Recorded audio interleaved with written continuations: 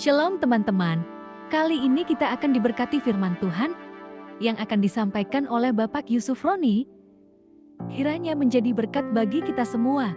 Selamat mendengarkan, Tuhan Yesus memberkati. Shalom. Hari ini kita akan bersama-sama membaca firman Tuhan yang terambil dari Ibrani pasal 8. Kitab Ibrani pasal yang ke-8. Ayat 8 sampai ayat 13. Ibrani pasal 8 ayat 8 sampai 13. Kita akan membacanya saling sahut bersautan. Saya akan awali ayat yang ke-8, lalu jemaat menjawab ayat 9, dan seterusnya saling ganti bergantian sampai tiba pada ayat 13. Sebab ia menegur mereka ketika ia berkata, sesungguhnya akan datang waktunya. Demikianlah firman Tuhan. Aku akan mengadakan perjanjian baru dengan kaum Israel dan dengan kaum Yehuda. Ayat 9.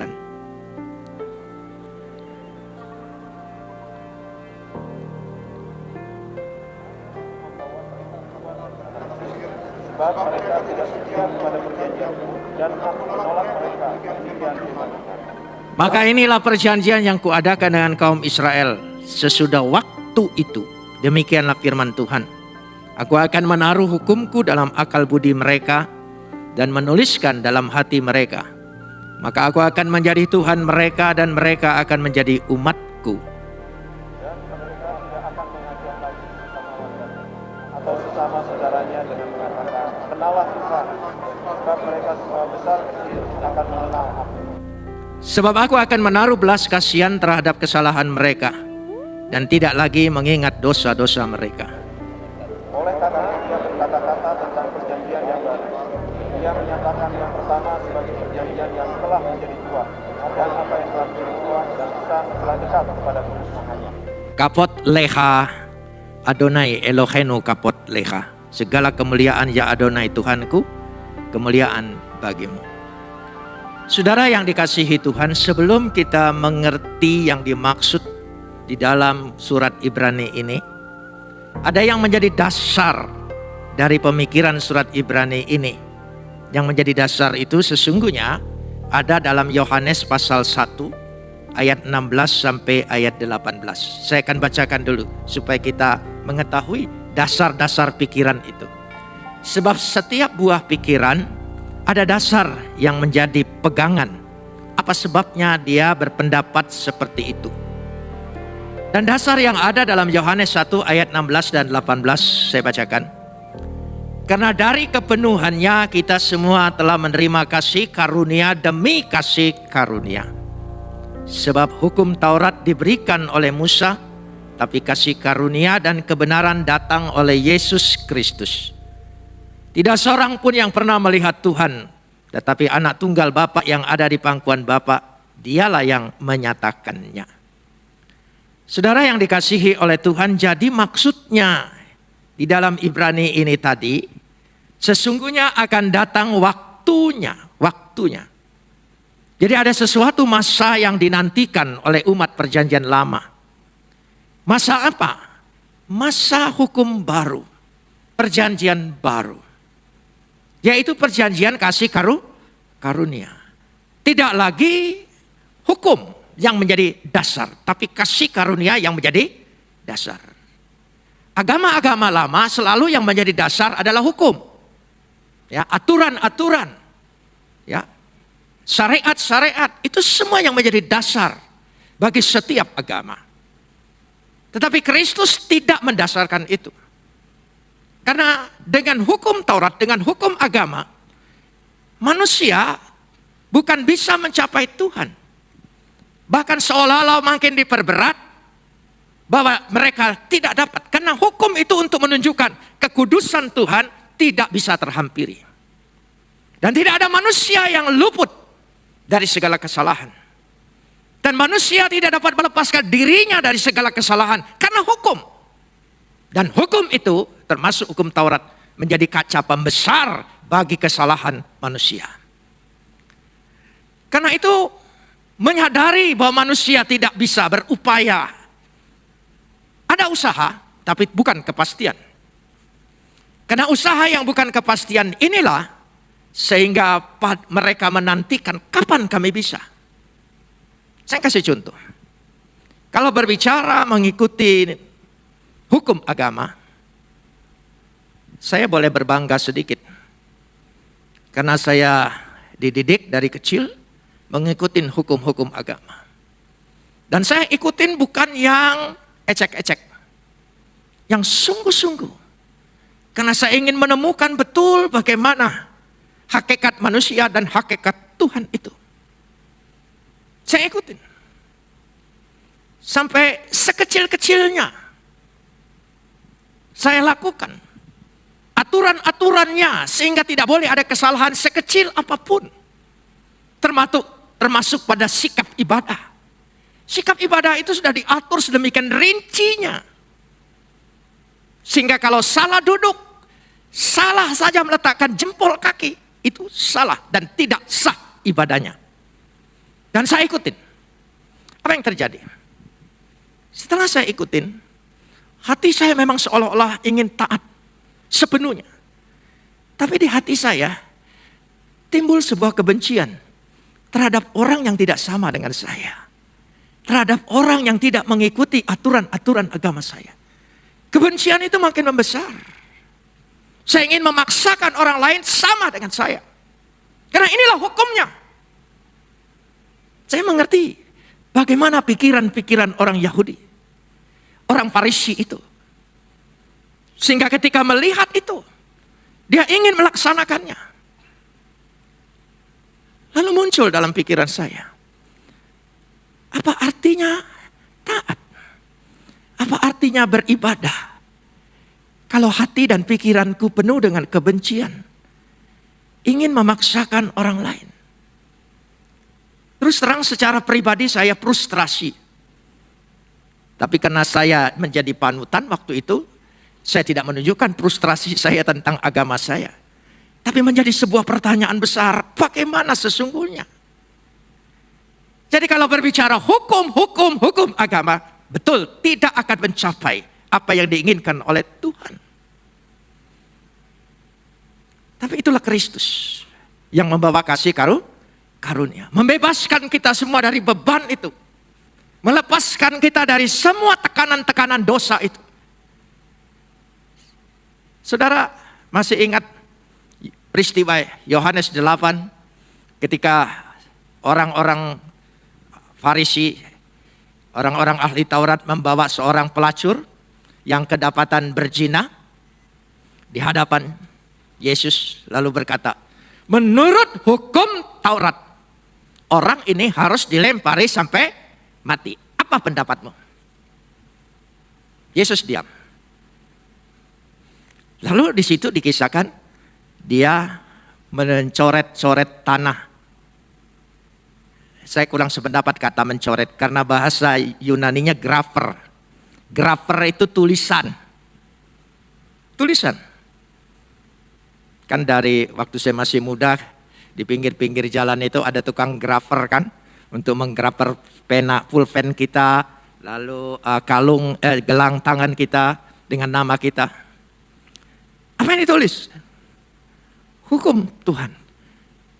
Kasihilah Tuhan dengan sepenuh hatimu dan kasihilah sesama manusia seperti dirimu sendiri.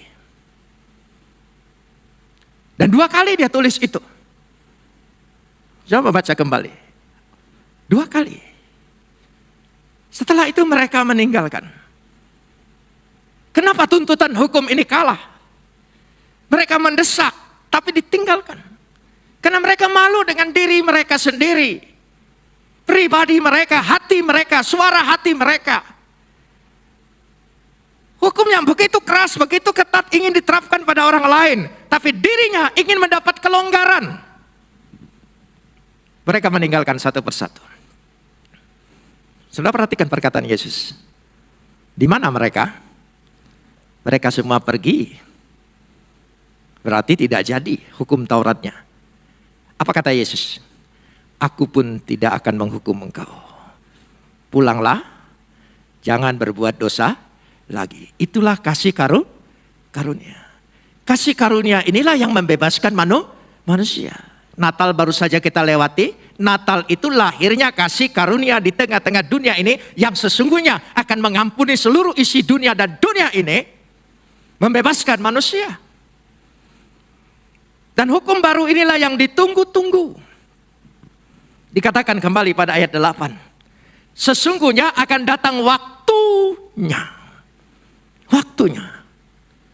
Waktu itu dinantikan orang. Kapan waktu itu? Yaitu Natal. Natal itu berabad-abad dinantikan orang. Kapan kasih karunia itu wujud menjadi daging? Kapan kasih karunia itu sungguh-sungguh bisa melakukan dan melaksanakan penebusan, pengampunan, penyucian dosa manusia? Tidak ada lain, hanya Yesus. Amin. Saya senang tadi ada tulisan, mari kita menyembah Tuhan dengan roh dan kebenaran. Saudara jangan berpikir roh di situ sesuatu yang semacam supranatural. Tapi roh kita itu memang sejiwa dengan rohnya Yesus. Roh Tuhan itu sendiri. Karena Natal itu adalah pekerjaan Roh Kudus. Ya. Ketika Yusuf menolak, ingin menceraikan Maria secara diam-diam, malaikat Tuhan datang dalam mimpi. Lalu berkata, jangan takut. Bahasanya bagus, yaitu jangan ragu-ragu. Karena anak yang dikandungnya adalah dari bukan hasil, dari Roh Kudus, dari. Berarti pekerjaan Roh Kudus itu sendiri. Maria menerima, Yusuf menerima. Saya berpikir sejenak pagi ini. Coba kita bayangkan. Apakah ketika Maria dan Yusuf mengikat dirinya untuk bertunangan, berumah tangga, menikah, punya rencana bahwa kami punya anak ini bakal hebat? Tidak. Dia ingin membina rumah tangga yang bahagia, keluarga yang bahagia. Itu kan semua orang berumah tangga pikirannya seperti itu. Tiba-tiba Tuhan taruh sesuatu di luar kemauan mereka, di luar keinginan mereka. Bayangkan, coba kita bayangkan sejenak. Apa tidak kekacauan yang terjadi? Kenapa ini menimpa aku? Kenapa ini terjadi dengan aku? Semua rencana mereka berantakan. Itulah cara Tuhan mengubah rencana hidupmu sesuai dengan rencananya, kemauannya. Kadang-kadang lewat masalah, musibah, persoalan, penderitaan datang kepada kita untuk mengubah kita.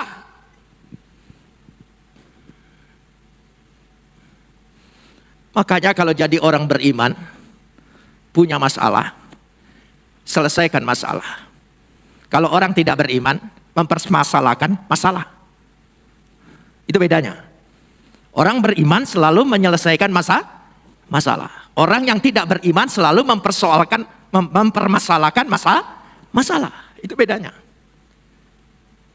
Jadi Tuhan merubah. Sehingga mereka mengikuti kemauan Tuhan. Saudara, Tuhan itu menciptakan kita sudah punya rencana dengan masing-masing dengan kita ini. Sudah.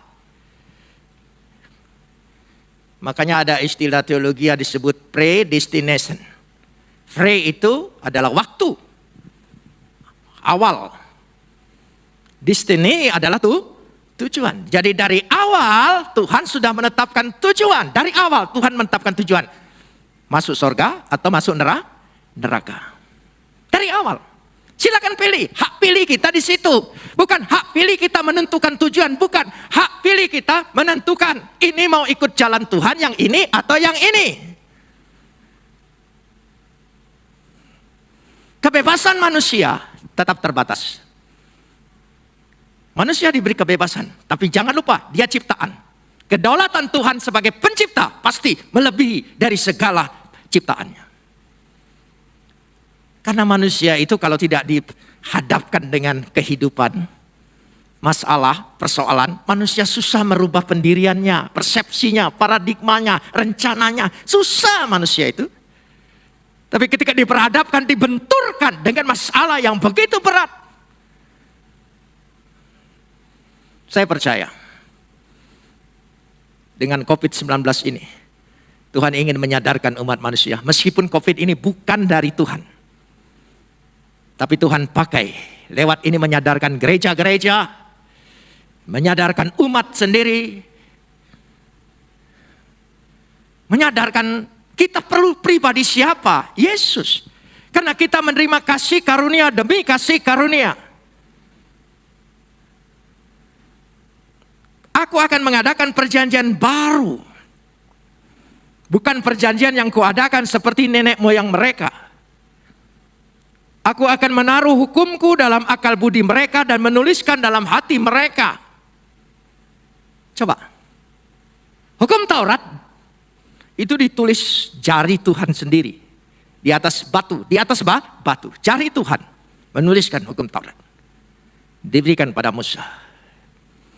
Menjadi hukum yang mati. Bukan hukum yang aktif. Karena di atas batu. Tulisan di atas batu. Mati. Bukan aktif.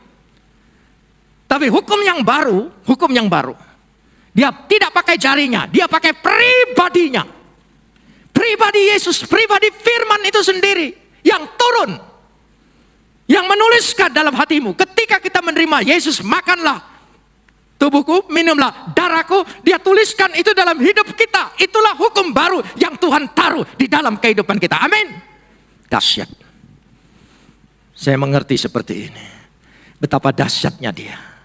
Dia tuliskan dan dia pelihara, dia kirimkan lagi rohnya untuk memelihara yang telah ditulis di hatinya. Menyatu. Yaitu hukumnya apa? Kasihilah, kasihilah, kasihilah. Bukan lagi turutilah, turutilah, turutilah. Orang yang mengasihi lebih daripada ketaatan. Orang yang taat itu hanya doing. Orang yang mengasihi itu being. Esensinya. Kita berumah tangga. Apa yang menjadi dasar? Kasih. Kalau bukan karena kasih, tidak sedikit banyak laki-laki janjinya tidak ditepati. Menurut aturan perjanjian, mestinya batal itu perjanjian. Tapi kita bisa bertahan karena kasih. Makanya anak-anak, orang menikah itu kan tidak bisa seperti kontrak. Kamu punya apa, saya punya apa, mari kita buat perjanjian. Enggak. Aku punya hati, kamu punya hati, kan begitu. Makanya jatuh cinta itu selalu banyak seperti di pom bensin. Dari nol ya Pak. Ya, jadi kalau ada laki-laki datang kepada Anda, mau enggak dari nol? Itu pasti pegawai pom bensin. Nah karena itulah. Jadi bukan lagi seperti hukum Taurat. Bukan Taurat diperbaharui, bukan. Tolong ingat. Yesus plus ini aturan ini. Tidak. Hati-hati. Kita sudah dibebaskan dari itu. Karena kasih karunia. Lalu ada yang bertanya, oh kalau begitu dengan kasih karunia kita bebas. Berbuat dosa juga bebas. Itu tafsiranmu. Tafsiran orang mengasihi, karena kasih itu melampaui segala-galanya, itu kasih karunia. Bukan pengetahuan yang baik dan yang buruk yang dirindukan semula oleh manusia, bukan. Perhatikan ayat yang ke-12. Ayat yang ke-12 bacaan kita. Sebab aku akan menaruh apa? Belas kasihan terhadap mereka. Dan, tolong sambung, tidak lagi mengingat dosa-dosa mereka. Lewat Yesus. Sehingga aku betul-betul merdeka, bebas dari tekanan dosa. Dari kesalahan yang menghantui hidupku, diriku selama ini. Seolah-olah hidup itu tidak ada kepastian. Tapi dengan lahirnya Yesus dalam diri kita, kita dimerdekakan karena kasih karunia Dia. Katakan amin. Amin. Ya. Sehingga tidak ada tekanan batin lagi. Tidak lagi dihantui oleh kesalahan-kesalahanmu. Semua manusia jatuh dalam kesalahan. Baik karena dosa asalnya maupun karena pengalaman hidupnya. Karena kita belum punya pengalaman hidup. Pasti melakukan kesalahan. Tetapi kesalahan itu tidak menghantui diri kita lagi. Karenanya dikatakan di sini pribadi Yesus yang ditaruh pekerjaan roh, melalui pekerjaan Roh Kudus di dalam diri kita, dalam hati kita.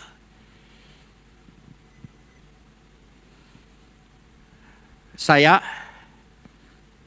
ingin membagikan apa yang ada dalam pengalaman pikiran dan hati saya. Saya dulu tidak percaya dan tidak bisa percaya. Kok Yesus itu manusia dipercaya sebagai Tuhan dan disembah sebagai Tuhan. Dia kan manusia berdarah daging, makan minum, masa sulit sekali dan tidak mungkin.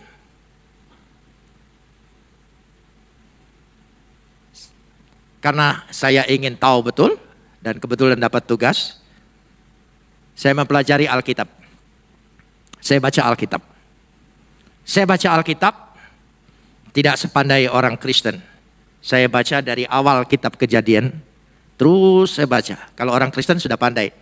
Baca sana, loncat sini, baca sana, loncat sini, loncat sana. Sehingga seumur hidup tidak pernah tamat satu Alkitab. Saya baca berurut. Ya, memang mengasihkan. Kejadian, Keluaran, yang paling membosankan itu Imamat. Meter-meteran lah, warna-warna lah, segalanya. Ya sudah. Tapi saya ikutin. Bilangan, ulangan. Terus. Sampai pada Yohanes 1 ayat 1. Yohanes 1 ayat 1. Pada mulanya adalah firman. Firman itu bersama-sama dengan Tuhan. Firman itu adalah Tuhan. Terbuka hati saya. Terbuka pikiran saya. Saya mengerti. Oh, dia ini sebelum berada menjadi manusia punya keberadaan sebagai firman yang sehakikat dengan Tuhan. Hati saya terbuka. Karena pekerjaan Roh Kudus. Karena kasih karunia. Kalau bukan karena kasih karunia, siapa kita? Kita tidak lebih baik dari orang yang lain dalam beragama, dalam ketaatan. Tidak. Tapi karena kita kasih karunia, Tuhan mempertahankan dan mempertaruhkan terus. Karena dia sudah mengorbankan nyawanya, dirinya. Sehingga kita tetap beriman dan percaya. Harus diakui. Tidak selamanya kita tekun, kan tidak. Tidak selamanya saudara sangat menikmati doa terus, enggak. Kadang-kadang saudara pasti ada jenuhnya. Ya, sudah. Jangan sok rohani lah gitu ya. Gitu. Ada jenuhnya, ada kadang-kadang malesnya. Kadang-kadang aduh rasanya percuma berdoa komas lama dan belum ada tanda-tandanya. Kadang-kadang kita berpikir seperti itu. Tapi karena kasih karunia yang telah memilih kita tetap ditopang oleh Dia. Kita tetap percaya. Kita tetap bisa dipertahankan dan bertahan terus. Luar biasa. Patut disyukuri. Itulah hukum baru. Hukum yang memerdekakan kita. Sehingga dengan demikian dikatakan di sini dengan jelas sekali.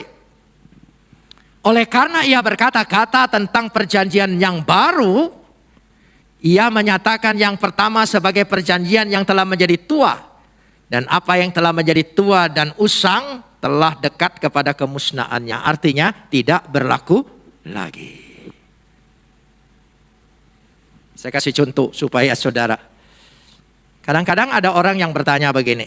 Kalau hukum Taurat itu tidak berlaku, Pak, mengapa di gereja masih ada perpuluhan? Kan perpuluhan itu hukum yang lama. Ini pertanyaan orang. Ya, dia tidak pernah ngasih perpuluhan, tapi repot dengan orang yang memberi perpuluhan. Memang agak aneh. Saya jawab begini. Segala pandangan yang ada, jangan ini, berbuat ini. Jika yang menjadi dasar kita bukan hukum, tapi kasih karunia. maka itu catatan awal. Perpuluhan itu catatan awal. Jika memang betul hatimu mengasihinya, pasti engkau tidak ukur lagi dengan ukuran. Engkau berikan semuanya, engkau berikan segala sesuatunya. Amin. Saya tidak tahu, adakah suami bicara dengan istrinya, tolong buat anggaran bulan ini apa saja, ini, nanti kalau saya setujui ini, baru diberikan. Lengkap. Berikan istrinya. Pas. Enggak kan? Malahan luar biasa laki-laki itu. Berikan istrinya. Tidak pernah sisanya kembali. Tidak pernah. Dan dia tidak mempersoalkan itu. Dan ibu-ibu itu baik. Kalau ditanya suami, ada uang? Enggak ada. Selalu enggak ada. Ya, tapi percayalah, saat-saat suaminya menghadapi kesulitan keuangan, keluar tabungannya yang tak dikira. Jadi kalau suami istrimu agak berbohong sedikit tidak ada uang, biarkan dan senyum saja. Itu tandanya dia nabung. Benar ya? Tandanya dia nabung. Nah, kan tidak pakai aturan kita. Jadi ada kelimpahan, ada keberkatan. Kasih itu melewati segala sesuatu. Anak zaman sekarang tidak ada lagi istilahnya. Tapi di zaman kami dulu, ya, zaman yang hanya surat-suratan, pantun-pantunan, puisi-puisian. Sekarang kan enggak. Malahan kata-katanya aja sudah disingkat. Sampai saya kalau terima WA dari cucu saya tidak ngerti ini apa maksudnya. KBR, KNYR, segala semua disingkat semua, saudara. Jadi saya bilang, buat apa ngomong kalau semua serba singkatan. Mendingan Morse saja waktu pandu, ada tanda, ada ini. Mendingan itu. Ini singkatan. Zaman dulu, oh tidak. Terurai. Mengungkapkan. Lautan api aku seberangi. Dahsyat saudara. Ya. Badai aku lewati. Padahal dia di gunung. Lautan aku seberangi. Siang dan malam kamu adalah impianku. Wajahmu selalu terbayang bagaikan rembulan. Sebelum orang ke bulan. Setelah ke bulan bopengan semua di bulan, saudara ya. Jadi, itu ungkapan-ungkapan itu. Itu adalah ungkapan kasih. Sekarang ungkapan kasih itu nampaknya sudah terlalu diekonomikan. Kan singkatan-singkatan itu supaya ekonomis kan? Dan herannya istri saya lebih cepat ngikutin. Karena selalu WA dengan cucunya. Jadi lama-lama dia lebih pintar. Saya jarang-jarang. Jadi kalau saya terima WA istri saya, apa ini artinya? KBR ini apa maksudnya? Kantor berita. Loh ya kan? Saya tidak tahu. Ya. Tetapi kita mencintai Tuhan. Karena Tuhan sudah mencintai kita lebih dulu. Amin. Dia lahir ke dunia, dia datang ke dunia, melewati semua proses yang tidak seharusnya. Karena dia adalah ilahi dan Tuhan, Raja di atas segala raja. Tapi dahsyatnya, dia memberikan sesuatu kepada kita dengan jelas. Sebagaimana dikatakan dalam Yohanes tadi. Coba kita kembali kepada Yohanes yang terakhir tadi. Injil Yohanes ayat yang ke-18 pasal 1. Tidak seorang pun pernah melihat Tuhan. Tetapi anak tunggal Bapa yang ada di pangkuan Bapa, tolong sambung. Dialah yang menyatakan. Jadi Yesus itu adalah pernyataan Tuhan. Untuk menyatakan kasih-Nya, rencananya, kehendaknya, kemauannya, pengampunannya, seluruhnya, sepenuhnya ada pada pribadi Yesus Kristus. Bukan huruf mati. Dia mengampuni, bukan berkata kamu kalau begini-begini nanti aku ampuni, tidak. Tapi dia melakukan itu semua, menebus itu semua, mengerjakan itu semua. Dan berkata kepada kita, kamu sudah diampuni. Itu bedanya. Bukan kamu akan diampuni, tapi kamu sudah diampuni. Saudara percaya Yesus? Kita semua sudah menerima kasih karunia-Nya. Kita semua katakan, aku sudah diampuni. Amin. Katakan lagi, aku sudah diampuni. Oke teman-teman, terima kasih Tuhan Yesus memberkati kita semua. Amin.